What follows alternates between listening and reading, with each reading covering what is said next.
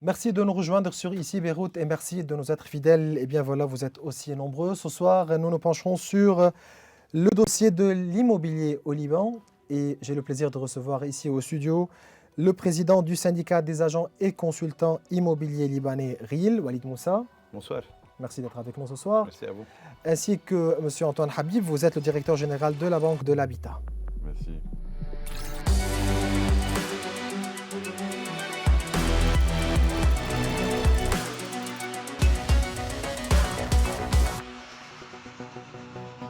Eh bien voilà, directement, on se penche sur ce dossier, le dossier de l'immobilier, directement avec vous, Monsieur Walid Moussa.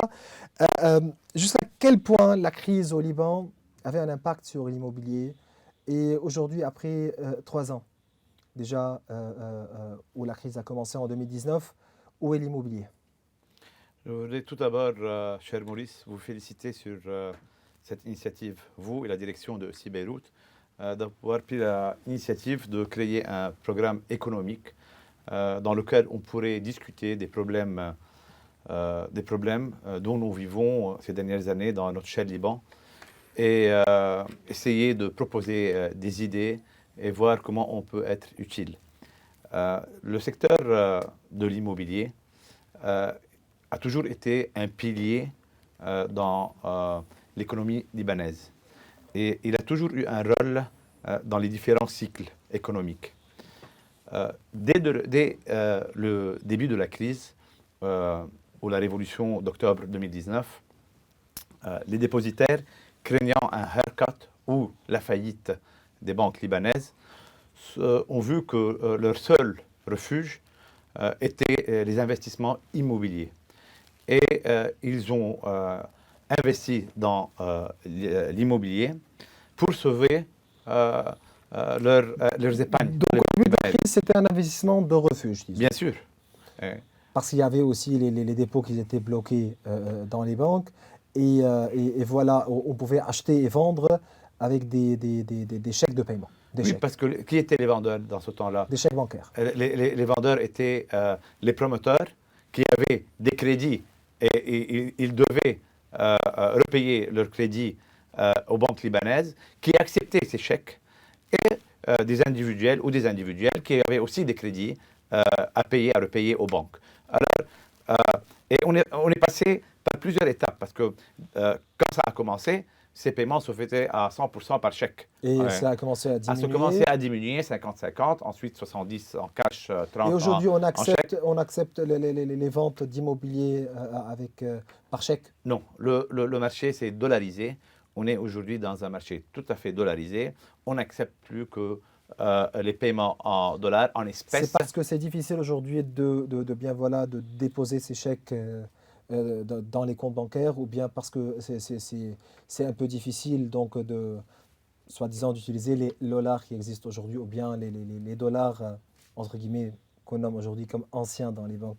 Ben, la raison principale, c'est parce que ces gens-là qui avaient des dettes, les promoteurs ou les individuels, On peut couvrir toutes ces dettes. exactement, C'est et il n'y a pour ça. plus de dettes. Alors les gens ne savent plus quoi faire avec Aujourd'hui, cet qui sont argent. les vendeurs? Ce sont des vendeurs qui veulent vendre pour vendre des biens d'une façon normale, avec des prix peut-être un peu plus réduits. On en parlera des prix maintenant.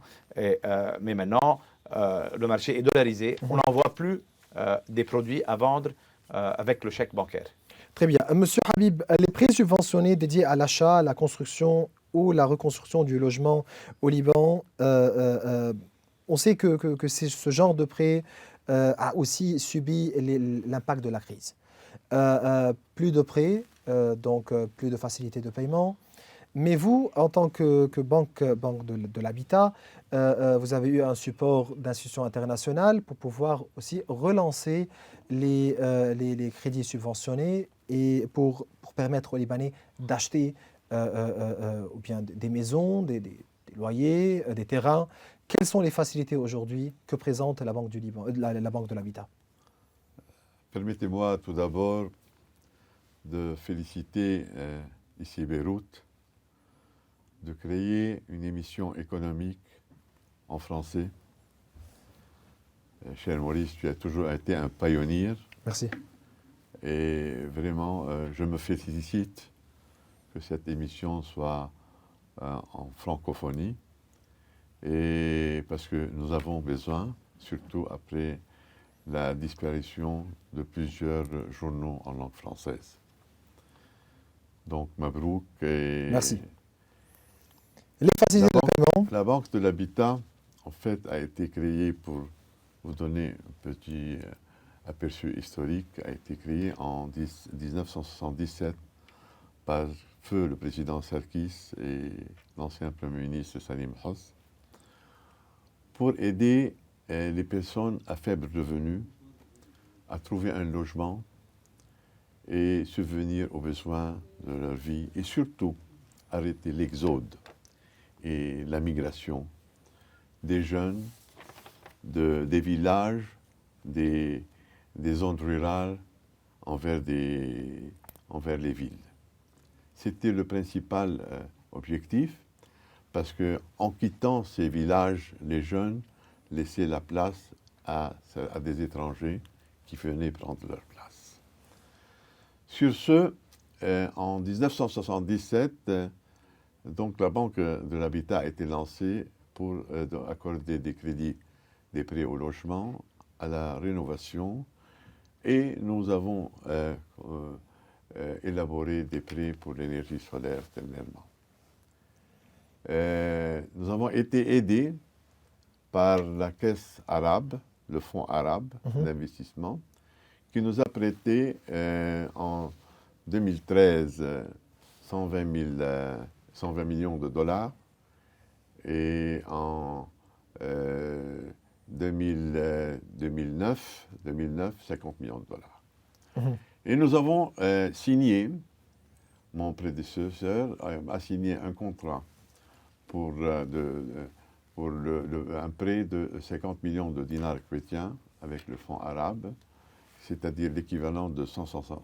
C'est le Fonds arabe pour le développement économique et social. Voilà, qui est basé au Koweït. Qui est basé le au Koweït. Fonds arabe. Ça, c'était la troisième ligne de crédit octroyée au C'est Liban. la troisième ligne de crédit octroyée par le même fonds. Par le même fonds. Et ça a été approuvé par le Parlement libanais ainsi que par le Conseil d'administration du fonds. Malheureusement, pour des raisons sanitaires, peut-être économiques aussi, ces fonds sont bloqués jusqu'à aujourd'hui au Koweït, au siège social du Fonds arabe au Koweït. Mais si ces fonds-là vont être relancés et le Liban ou bien la Banque de l'Habitat va profiter directement et cet argent arrive au Liban. Donc voilà, quel est l'impact de cet argent en ce qui concerne les prêts dédiés au financement de logements? Nous sommes en train d'essayer de débloquer cet argent via le Premier ministre. Le déblocage nécessite quoi? Le déblocage, de faire le virement, de les transférer. Ça nécessite quoi? Donc, ça nécessite des contacts au niveau gouvernemental. C'est politique? Il y a une grande partie qui est politique, je pense. Donc le blocage aujourd'hui... Parce que, vous savez, nous sommes sans président, un gouvernement démissionnaire, un parlement qui... Mais lorsque ce fonds-là a été voté au Parlement, il y avait le président. C'était durant le mandat du président Michel. Il y a eu le Covid qui nous a empêché tout contact pendant des années. Et maintenant, il y a une vacance de pouvoir au niveau de l'élection présidentielle et un gouvernement démissionnaire, un parlement. Certainement, il y a trop ici, on doit discuter trop à propos des prêts dédiés aujourd'hui au financement des logements, mais des questions aussi rapides que toute personne aujourd'hui au Liban cherche la réponse. Monsieur Moussa, investir aujourd'hui dans l'ancien ou dans le neuf? Investir dans l'ancien ou dans le neuf, ça dépend du pouvoir d'achat. Il y a une différence de prix. Il faut savoir de ce qu'on peut se permettre. Et en ce qui concerne le rendement? Rendement en tant qu'investissement locatif.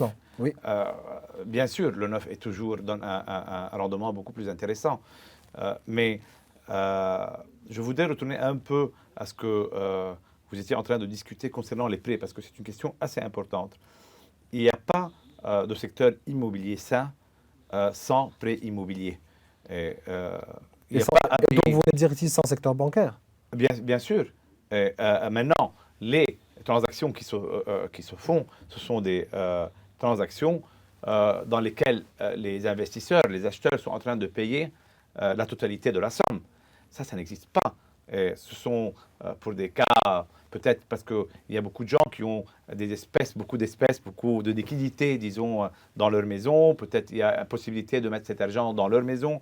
Il y a des raisons, disons, Mhm. anormales et qui sont en train d'entraîner ces transactions. Mais un secteur immobilier sans prêt immobilier n'existe pas. Et Mais ici, la crise a été en faveur du secteur, quelque part.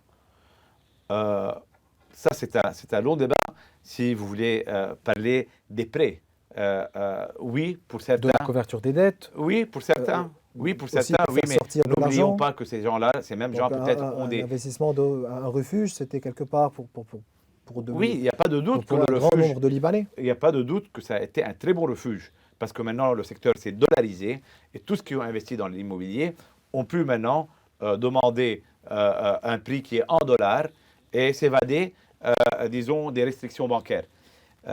Mais il faut à tout prix, dans le futur, quand on a un nouveau président, un nouveau gouvernement, Mhm. moi je suis avec la création d'un ministère de l'Habitat qui lui devra mettre un plan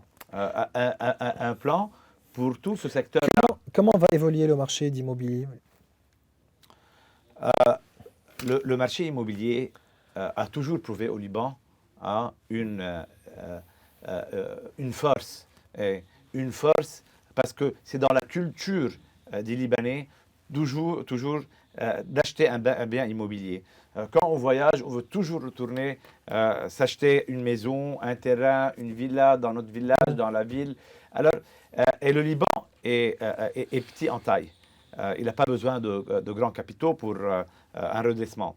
Alors maintenant, si on parle un peu des prix, les prix, on a vu que par moyenne, disons, la chute a été de 50%, un peu plus dans des régions, un peu moins dans d'autres, mais par moyenne, la chute a été de 50%. Aujourd'hui, l'investissement qu'on fait dans l'immobilier, par exemple à Chypre ou bien à Athènes, euh, euh, on va nous dire directement que voilà, l'investissement, le rendement de cet investissement est égal à X. Ici au Liban, on parle d'un rendement qui est à peu près entre combien et combien, par exemple, dans la Maurice, capitale. on ne peut pas appliquer des règles maintenant au Liban. Mhm. Il n'y a pas des rendements logiques maintenant parce qu'il n'y a pas de marché sain. Il n'y a pas un marché qui est normal. Et, on est en train d'évoluer vers le mieux parce que, comme je vous l'avais dit, on était vers une chute de 50%, plus ou moins. Dans les régions qui ont un pouvoir d'achat élevé, des régions basées sur des Libanais qui ont des business dont les rendements sont en fresh dollar, Mhm. ou dans des régions où la diaspora libanaise est intéressée à investir, on a vu un redressement. On voit maintenant un redressement de 10 à 15%. On peut citer par exemple la région de Downtown, Ashrafi, Beyrouth. Toute cette région, il y a un redressement concernant les prix. Mais en contrepartie, si on sort dans les périphéries ou on va dans les autres villes, on voit que la situation est toujours difficile. On est toujours dans une chute de 60% parce qu'elle est reliée à un pouvoir d'achat qui est faible et qui est relié aussi au salaire et à la classe moyenne qui a Mhm. disparu malheureusement. Monsieur Habib, vous avez lancé en tant que banque de l'habitat l'année passée euh, de nouvelles facilités pour financer l'achat de logements. Comment vous avez vu la demande auprès de ce genre de facilités? En fait, pour éviter toute intervention euh, dans la demande, dans les demandes, on a créé un site électronique. Sur ce site-là, de la Banque de l'Habitat, n'importe quel demandeur peut le remplir et si les conditions sont remplies, il peut bénéficier tout de suite d'un prêt. Il n'a pas besoin d'aller de part et d'autre pour demander des wastat. Et donc, il ne fait que remplir ce site-là, cette demande sur le site, à partir de sa maison, de son village, de son bureau, de n'importe qui. Le prêt pour le logement, nous avons limité un plafond de 1 milliard de livres libanaises. À quel taux de change? Sur 5 ans, sur 30 ans, avec un taux de 5%. Avec un taux de 5%. 5%. Mais aujourd'hui, avec un taux de change qui dépasse les 80 000, 90 000 à peu près Nous pour le avons dollar, commencé c'est par, c'était autour de 20 000, et maintenant, malheureusement, c'est devenu 90 000. Mais nous ne pouvons pas changer le plafond à chaque fois qu'il y a une variation du prix d'achat de la vous tentez livre. d'augmenter le capital aujourd'hui de la banque? Ce n'est pas question de capital, nous sommes en train de, comme le prêt du Fonds arabe a tardé à venir, nous sommes en pourparlers avec des organisations internationales. Certainement, comme j'avais lu que vous avez, vous avez communiqué avec l'USAID, comme je vois ici devant moi, aussi avec la banque allemande, et une des plus grandes, c'est la Banque d'Allemagne, je pense, FKW. SKW, et d'autres institutions, même avec des compagnies, comme je vois ici avec Total, vous avez Total, aussi Liban. Total Energy. Total Energy. Donc pour faire quoi? Voilà, c'est-à-dire que l'Agence américaine pour le développement international, que je salue, nous sommes en train nous sommes sur le point de signer un memorandum of understanding dans lequel elle va nous procurer une assistance technique et nous allons avancer les fonds pour financer le traitement des eaux usées dans les villages où ils ne bénéficient pas de ce traitement-là. Et c'est en fait à leur demande que cet objectif a été fixé. Et ça rentre un peu dans l'objectif de la Banque de l'Habitat. C'est un nouveau produit que nous allons lancer. Et nous comptons beaucoup sur l'assistance technique de l'USAID. Et nous allons, de notre part, nous contenter du financement. Et en ce qui concerne le FKW, c'est la banque allemande dont vous avez parlé, et ils sont intéressés à nous procurer aussi une assistance technique et peut-être un financement, mais c'est pour l'énergie solaire. Et nous sommes en train de vérifier avec eux les modalités de ce prêt. En principe, ce prêt va couvrir une affaire de 5 kVA pour un montant de 5 000 $ pour les individus. Comme je vous ai dit, nous nous adressons uniquement, mais je répète uniquement, aux personnes à faible revenu. Est-ce que vous êtes sur la ligne de présenter des financements en dollars, des prêts en dollars? Bien sûr, parce que comme par exemple Total Energy, j'ajoute un peu aussi, Total Energy avec qui on s'est rencontrés, le directeur général et moi et son équipe. Pour quelle fin? Ils sont intéressés. Il n'y a pas de somme fixée. C'est la somme à accorder. Mais l'objectif, c'était quoi avec Total? Voilà. Le Total est en train d'explorer le territoire libanais pour trouver du gaz. Ils ont voulu faire un geste envers le peuple libanais en accordant à une société privée, qui est la Banque de l'Habitat, des prêts pour pouvoir aider le peuple libanais à recouvrir l'électricité dont ils ont grand besoin à travers un prêt pour l'énergie solaire. Mais il n'y a pas des prêts en dollars pour les logements aujourd'hui. Vous savez, c'est difficile un peu de trouver le financement peut-être. Le financement, c'est la caisse arabe, c'est le fonds arabe nous accorde ce prêt. En principe, ce prêt on va le recevoir à travers la Banque du Liban, et la Banque du Liban va nous le transférer en livre libanaise. Mais nous sommes en pourparlers avec ces organismes internationaux de nous accorder directement ces prêts en devises étrangères, que ce soit en dollars ou en euros. Donc ici, vous serez capable... Mais aussi, nous sommes en train d'étudier la façon sûre pour que l'emprunteur nous rembourse de la même monnaie.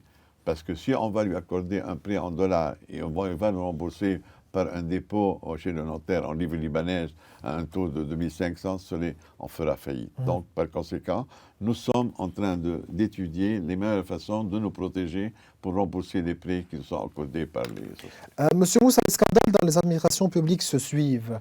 Et après l'affaire de la corruption au centre d'enregistrement des véhicules, ça fait quelques mois que peut-être on est là à regarder, à bien voir ce qui se passe dans les cadastres au Mont-Liban, avec les fonctionnaires du service foncier. 50% sont en prison, 25% ont peur et 25% ils font la grève. Ils sont en fuite. Ah, ils sont en fuite. Donc, ici aussi, ce genre on est face à une crise ici, certainement. Vous dites quoi? Sans doute, cette question est très délicate.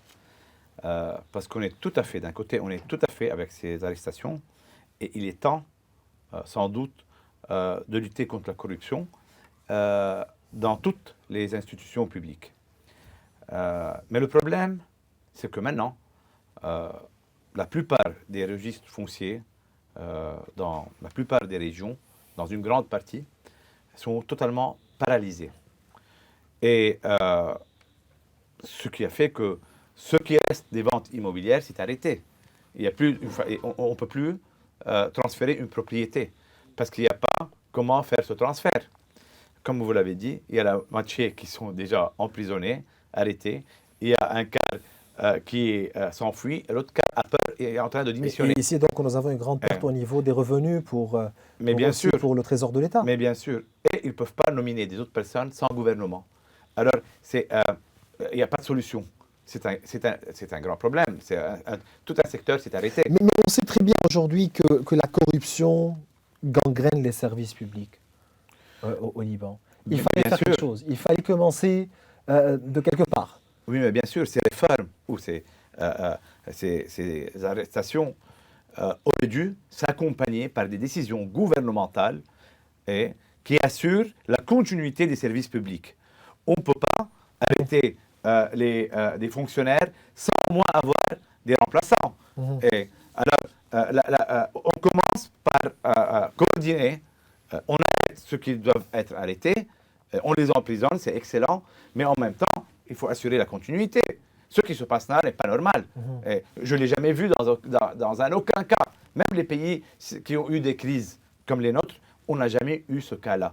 À mon avis, c'est parce que chaque institution est indépendante de l'autre et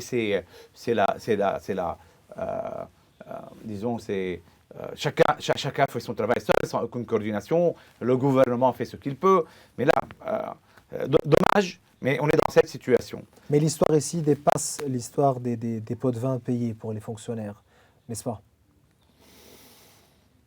Peut-être, oui, il y a un côté politique aussi. Il y a mais on ne peut pas critiquer. Donc vous voulez me dire ici, vous voulez me dire ici que paralyser toutes les administrations publiques est planifié. On a commencé avec l'administration de l'enregistrement des véhicules.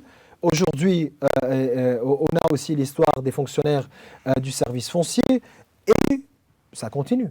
Oui, mais à vrai dire, ils se sont concentrés dans ces deux institutions publiques. Et ce qu'il faut aussi, il faut indiquer qu'il faut les faire dans toutes les institutions publiques et dans toutes les régions.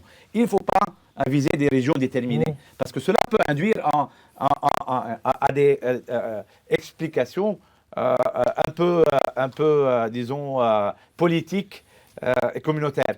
Alors, il faut faire toutes ces réformes, toutes ces arrestations dans toutes les institutions publiques et en même temps dans toutes les régions, pas dans des régions spécifiques. Aussi au niveau des administrations douanières, tout ce qui se passe aux frontières. Et, là-bas, tout va bien. L'électricité. Tout va bien. Là-bas, tout va bien. Monsieur Habib, en ce qui concerne les crédits que les Libanais aujourd'hui continuent à payer pour la Banque de l'Habitat, avec le changement du taux de change officiel, donc aujourd'hui on est passé de 1500 pour le dollar, on est à 15 000 pour le dollar, rien ne va changer pour les prêts faits en livre libanaise. Absolument. Je confirme que les prêts qui ont été faits en livre libanaise seront remboursés exactement en livre libanaise. Mais Monsieur Habib, aujourd'hui, les personnes qui décident de clôturer leurs dettes Oui. peuvent faire ça, n'est-ce pas? Oui. En livre libanaise. Oui. Pourquoi ils sont obligés de payer une petite partie en devise Je étrangère? vais vous dire exactement. Ce sont des frais, quel genre de quoi frais il ici s'agit. ils sont obligés de payer En, si- en devise en étrangère? signant un contrat de prêt, l'emprunteur s'engage Mhm. de ne pas régler le montant du prêt avant 7 ans. Après 7 ans, il peut le faire à condition de payer des pénalités et toutes les commissions y afférentes. Pourquoi des pénalités? Parce que lorsqu'il il prend le prêt, on contracte une police d'assurance, incendie et vie, au prix d'une société d'assurance qu'on est en train de payer actuellement en dollars. Et nous sommes obligés de répercuter Mhm. cette somme sur celui qui veut casser son contrat ou rompre son contrat. Donc, vous voulez me dire ici, c'est la somme de rupture de l'assurance Oui, effectivement. qu'on est en train de payer. Mais est-ce qu'on peut clôturer tout le prêt ou bien, oui, clôturer tout le prêt, comme vous avez dit, avant 7 ans? Après 7 ans. Il y avait un circulaire que la Banque centrale avait lancé, ou bien le gouverneur avait signé, euh, où le gouverneur Riyad Salemi avait dit que non, tous les Libanais peuvent couvrir tous leurs prêts. Ça, c'est seulement, ça couvre pas la Banque de l'Habitat. Le gouverneur, Dr Riyad Salemi, a fait paraître un autre circulaire qui exonère la Banque de l'Habitat Pourquoi? de l'application. Parce que imaginez-vous que tous les emprunteurs vont rembourser avant 7 ans, en ferme après 6 mois, Mm. avec des pertes. Mais il y a l'institution publique de l'habitat. Alors, voilà, nous sommes une banque privée. Nous appartenons à 80% au capital du secteur privé. Nous ne sommes pas une banque du secteur public. Le secteur public, ils peuvent faire ce qu'ils veulent. Mais nous avons des investisseurs qui sont venus verser de l'argent et des capitaux, jusqu'en concurrence de 80%. Donc la Banque centrale ne peut pas nous imposer les conditions qui sont applicables au secteur Si public. aujourd'hui, moi, Libanais, je présente une demande pour avoir un prêt auprès de la Banque de l'Habitat, vous m'avez dit que le plafond est de 1 milliard 1 milliard de livres libanaises. pour les logements, Oui. 400 millions. Ils sont payés Pour comment? la Vous restauration. passez l'argent comment? Par chèque Je ou vais vous liquide? dire avant tout quels sont les plafonds. La restauration, c'est 400 millions et l'énergie solaire, c'est 300 millions. C'était 200 millions. Pour l'énergie solaire, c'est à 100% en espèces. Et aujourd'hui, 1 milliard, on ne dépasse pas les 10 000 dollars. Oui, alors je peu près, parle de À 10 à 12 je milliards. parle 12 lorsqu'on 000 a dollars. commencé à accorder des crédits, c'était au mois de juin, c'était à 20 000. Est-ce que vous pouvez remettre en question le plafond ou bien non? Bien sûr, en recevant le prêt du Fonds arabe ou d'autres investissements. L'argent que vous me donnez pour partir acheter le logement ou bien le foyer, etc., vous me passez cet argent-là en liquide ou par chèque? En liquide pour l'énergie solaire. Mais je vais vous dire exactement. Non, juste parce qu'ici j'ai une question. Oui. Vous me dites en chèque. Non, non. Non, L'énergie solaire, pour le logement. pour les logements, c'est en chèque. Donc, quelle banque aujourd'hui? Est-ce qu'il y a des banques qui acceptent les chèques que vous donnez? Oui. Je vais donner la réponse à notre ami. Parce qu'il y a un Walid. problème aujourd'hui en ce qui concerne le dépôt Les de gens, chèques. par exemple, Donc, oui, dans les comptes ceux- bancaires. les contracteurs qui ont construit des immeubles, qui veulent leurs appartements et qui ont des crédits auprès de banques, sont en train de rembourser leurs crédits par l'entremise des chèques.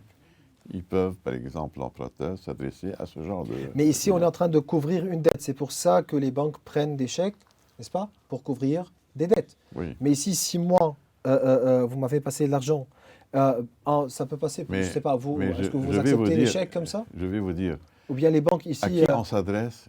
Et nous, on s'adresse à des personnes à faible revenu qui veulent acheter un appartement à 150 mètres carrés. On ne s'adresse pas aux riches qui veulent acheter à 350 mètres carrés ou à 400 mètres carrés. On parle d'un petit montant. Dans les villages, ces Libanais qui travaillent actuellement à Beyrouth ou à Tripoli, etc., qui veulent rentrer chez eux dans le Akkar, dans la Bekaa, etc., ils peuvent acheter peut-être un petit appartement à 150 mètres.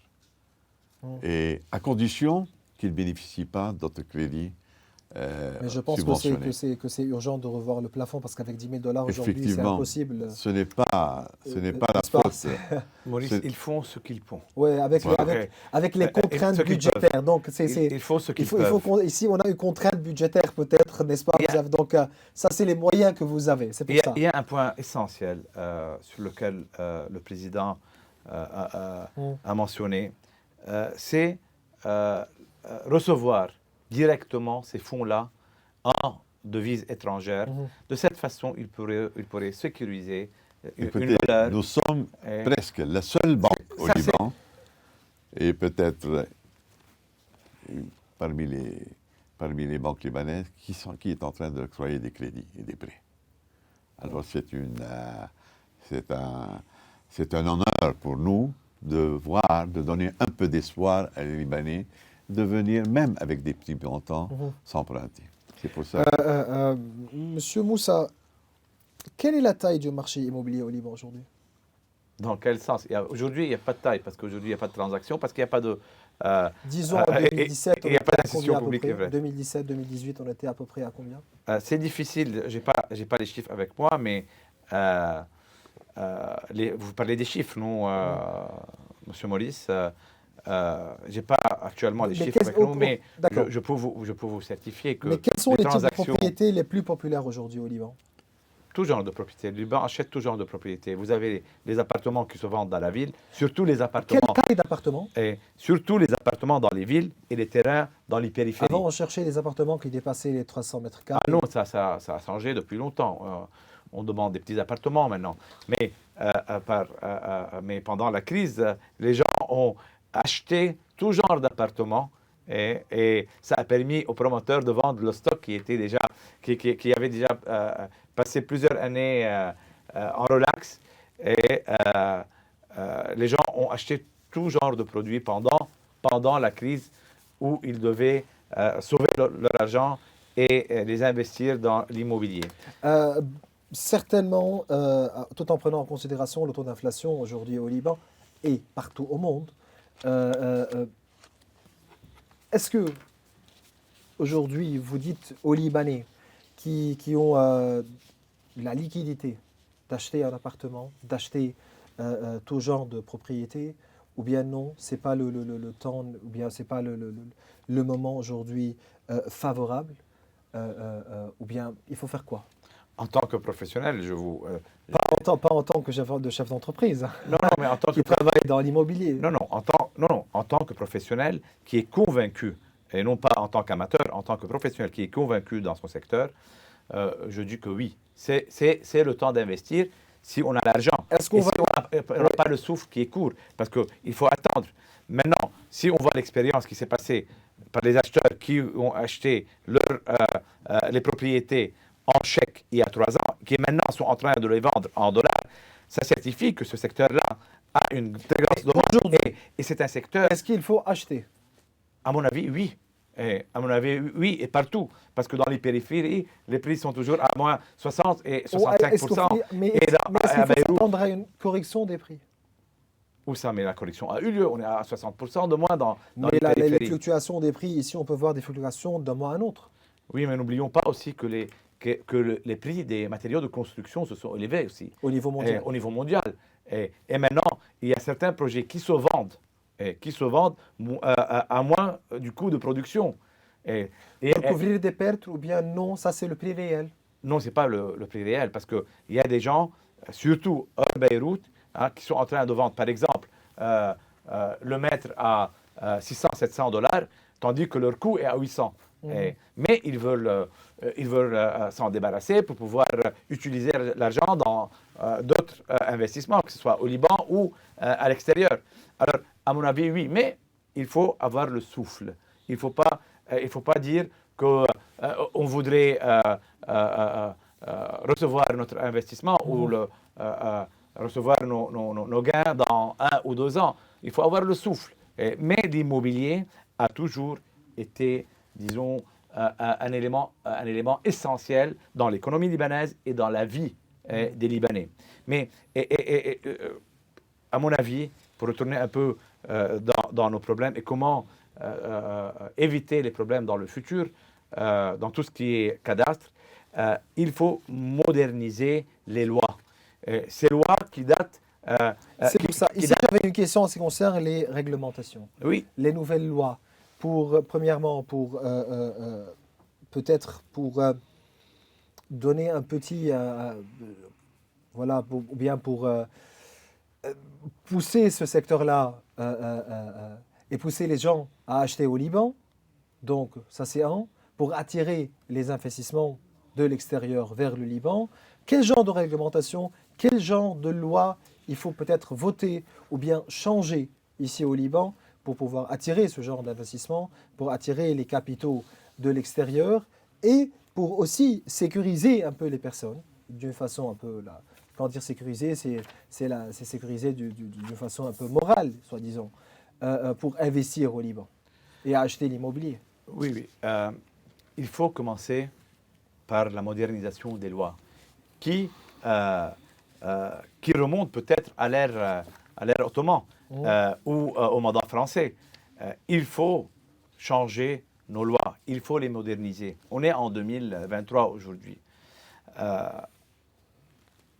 Cette modernisation se fait par l'adoption de moyens électroniques et la digitalisation de tous les cadastres. Parce qu'on a vu aujourd'hui avec la grève ou bien le problème qu'il y Exact, a, par exemple. donc tout est paralysé. Et de cette façon, tu élimineras l'intervention de l'employé corrompu et des facilitateurs qui sont en train de prendre Donc ici, on parle d'une l'argent. gouvernance. Il faut changer la façon dont on C'est la traite. gouvernance. Gouvernance. Transparence. Il faut une des ondes de nos rêves dans le domaine immobilier, mais aussi au niveau du gouvernement Mais est-ce qu'il y a des libanais, saisons politiques pour faire ça? Non. c'est aller vers la digitalisation. Et on ne peut pas, en fin de compte, on ne peut pas s'enfuir pour toujours de faire ces réformes. Il faut y aller là-bas. Sauf si on a toujours en tête de laisser des fonctionnaires qui sont là-bas en train de prendre des pots de vin ou de profiter, eux, peut-être avec une structure qui permet de financer des partis ou des... je ne veux pas rentrer dans la politique, mais pour arrêter tout ça, objectivement, il faut digitaliser, il faut laisser l'acheteur faire sa transaction sans passer par aucune personne et se faire même les permis de construire, même tout, dès le début du processus jusqu'à la fin. Vous m'avez dit que ça, c'est le bon moment pour acheter aujourd'hui au Liban. Mais bien sûr. Qu'est-ce qui influe aujourd'hui les prix au Liban? Les prix de l'immobilier. Qu'est-ce qui influe sur le pouvoir d'achat et l'économie libanaise et le risque. Vous savez, quand il y a un grand risque, les prix, il y a une chute des prix. Et c'est comme on disait en anglais il y a des centaines d'années, when there's blood, buy real estate. Quand il y a du sang dans les rues, il faut acheter l'immobilier. Alors, Mais c'est le moment. ce qui influence aujourd'hui les prix, ce n'est pas la politique, la situation au pays. Mais bien sûr, parce que... Mais ce n'est pas l'offre et la demande. Attendez. Oui, mais tout vient... ça commence par la politique qui influe sur la situation économique, qui a créé la crise économique, qui, elle, a influencé le secteur immobilier, la crise bancaire et le secteur immobilier, et qui a diminué, disons, la demande d'achat, et il y a plus d'offres que d'achats, surtout maintenant, après la période de la crise et des chèques, maintenant, là où l'acheteur doit payer ses montants en totalité, et c'est impossible. Il n'y a aucun pays, il n'y a aucune économie qui peut se permettre à ses habitants, à ses citoyens, de payer leur logement ou leur investissement immobilier, qui est le plus grand. L'investissement immobilier est le plus grand investissement qu'une personne fait dans sa vie. Alors, oui, on ne pourra jamais dire qu'une personne doit payer en totalité l'investissement, l'achat de sa maison en totalité. Il faut restructurer toute cette économie, commençant par la politique, les réformes, les banques, l'économie, pour arriver à l'habitat, au secteur de l'habitat et immobilier. Ici, le terme principal, c'est la confiance. Mais bien sûr. Oui. Mais bien sûr. Monsieur Habib, juste aussi en ce qui concerne les produits que vous, que vous présentez aux Libanais par la Banque de l'Habitat, Donc, on a dit pour le logement, vous avez les produits, pour les panneaux solaires aussi. Oui. Vous présentez aussi. Tous les dossiers complets sont acceptés par la Bien Banque sûr. de l'Habitat. Bien sûr. Il y avait un problème technique en ce qui concerne la page électronique, parce que j'ai reçu trop de téléphones ou bien des coups de fil des Libanais me disant que voilà, on avait toujours des problèmes. On arrive à une page sur la page électronique, on est bloqué, on ne sait pas quoi faire. Ça, c'est C'est vrai. pour ça qu'on a créé, depuis la constitution de ces prêts, ce qu'on appelle un hotline Mm. 1620 Pour aider. pour répondre c'est un à toutes. hotline, c'est un call center où il y a une dizaine d'employés qui répondent à tout genre de questions et qui peuvent aider l'applicant à remplir les conditions. Mm. Et il y a, donc c'est 1620 ou c'est le 01 954 500. Est-ce que vous pensez que la Banque de l'Habitat aussi va subir une restructuration Nous n'avons pas besoin au niveau du de capital, restructuration au parce que niveau nous de- n'avons pas de déposants. Mm. Mais ce que moi je voudrais faire un appel, Vous allez voter à une augmentation du capital? pas nécessairement, Pas on n'a pas nécessairement. besoin. Mais je voudrais faire un appel aux banques commerciales. Ces banques commerciales qui ont une affaire de 86 milliards de dollars auprès de la Banque du Liban. Au lieu qu'ils soient bloqués à la Banque du Liban, qu'ils commencent à faire des prêts. Il y a beaucoup de promoteurs immobiliers qui sont dans le besoin de continuer leurs projets, etc. Ou par exemple d'accorder des prêts pour l'énergie solaire. Je pense si on donne des garanties nécessaires aux banques et on arrête la persécution de ces banques-là. Et je pense que on pourrait trouver une solution pour que ces banques commencent à donner du crédit et des prêts, logements ou autres. Mais il faudrait leur assurer une certaine garantie, une certaine protection. Ce n'est pas leur faute actuellement. Je ne suis pas en train de défendre les banques commerciales. Je ne suis pas une banque commerciale. Moi, je suis une banque qui est née pour aider ceux qui ont besoin. Oui. Mais il faudrait relancer le secteur bancaire. Pour finir, vous dites quoi à chaque Libanais? Ben, de toujours croire dans le secteur immobilier au Liban et de ne jamais avoir peur. C'est un secteur qui est sûr, peut-être pas dans certains temps, pas à court terme, mais à long terme, ce pays va toujours exister. On passe par des cycles, il y a des hauts et des bas, mais notre secteur est un secteur essentiel et c'est un refuge garanti. Et comme tout dans la vie, il y a des bons et des mauvais moments. Vous pensez que tous les consultants, les agents, les promoteurs ont pu couvrir toutes leurs dettes durant cette crise? Oui, à mon avis, on a ce que j'ai appelé moi le miracle immobilier, parce qu'il fallait un miracle pour les promoteurs immobiliers pour en finir avec leurs dettes, et le miracle est arrivé. Comme on l'a dit, les mauvais moments parfois sont des bons moments pour certains. C'est ce qui s'est passé. Monsieur- Permettez-moi Oui, d'intervenir. certainement, certainement. Docteur Fadi Khalaf, dans son dernier Le secteur interview, général des de l'association des banques du Liban. secrétaire Et les général, banques au Liban. secrétaire général de l'association des banques, il a dit que les crédits bancaires accordés au secteur privé en monnaie étrangère À neuf. ont baissé, À 9, milliards. 9, quelques milliards, n'est-ce pas? voilà, 9,7. 9,785 milliards, D'où jusqu'à où? jusqu'au Non. 31 février, Non, ils étaient 31 où? janvier. Vous étiez où? On Et- était et- à et on à quel dépassait chiffre? les 30 Eh 000. ben, imaginez-vous le On montant, dépassait les 30 000 peut-être? les sais- 30 Le- milliards. les 30 milliards peut-être? 30 milliards jusqu'à 16, on est à 50%. 31 milliards, 31 On est milliards. à 50%. Imaginez-vous le montant des prêts qui ont été... Je ne pense c'est pas qu'on était certain. à 30 milliards. On était à moins. On doit revoir. Je ne Vous vais pas devez donner le ici voir, des oui. chiffres À ma connaissance, c'est qui 31. ne sont pas aussi sûrs. Mais Bah, vous on est à imaginez moins le que 10 montant milliards de dollars ici. C'est des prêts qui ont été réglés par des dépôts auprès des notaires à 1500, Comment voulez-vous que ces banques ne peuvent... On a besoin de restructurer les banques à cause de ces prêts-là. Bien sûr, je suis Et tout à fait d'accord. Donc, il faudrait voir, C'est le miracle. étudier C'est la le miracle. situation des banques, ne pas jeter toute la pierre sur les banques. Chaque banque a un statut particulier. Mais moi, je demande de nouveau de donner des garanties aux banques pour pouvoir utiliser les 86 milliards qui sont bloqués à la Banque du Maroc. Mais il faut non plus oublier les dépositaires, parce que si les institutions privées ont pu payer leurs dettes, leurs crédits à des prix à des prix réduits, et En chèque. en chèque, Oui. on a toujours aussi des dépositaires qui ont des millions dans les banques qui, eux, ont subi le résultat de cet exercice. Donc voilà, Walid Moussa, vous êtes le président du syndicat des agents et consultants immobiliers libanais RIL. Merci d'être avec nous. Un plaisir.